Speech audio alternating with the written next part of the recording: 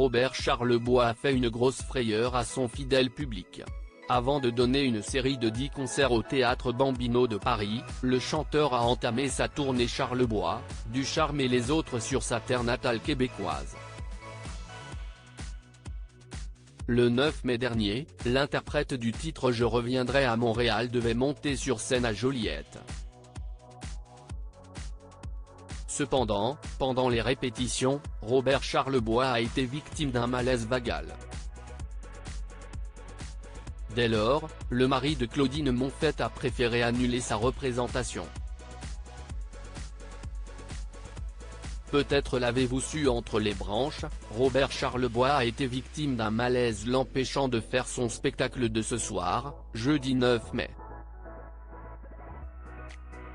Par chance, on nous informe que la situation semble être sous contrôle pour lui, révélait le compte Facebook du Centre culturel des Jardins, où l'artiste de 79 ans était attendu. Quelques jours après ce malaise, Robert Charlebois a ouvert les portes de son havre de paix dans les Laurentides à nos confrères de Paris Match. S'il a fait quelques confidences sur sa vie de famille et partagé quelques anecdotes sur sa carrière, l'ami de Céline Dion a souhaité rassurer ses fidèles fans dès le début de l'interview. Bien qu'encore un peu sonné, Robert Charlebois a révélé qu'il n'y avait pas d'inquiétude à avoir.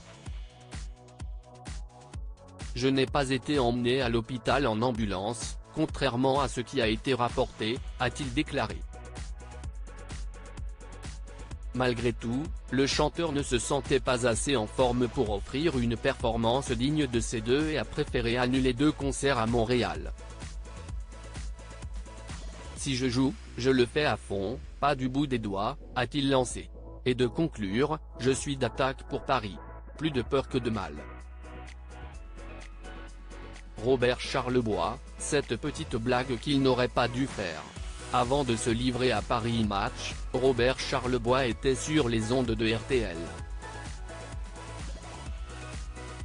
Le chanteur était en effet l'invité de Bruno Guillon dans son émission Le Bon Dimanche Show, le 26 mai dernier. Au cours de ce face-à-face, l'auteur-compositeur a été interrogé sur la dernière fois qu'on, lui, a brassé le Canadien.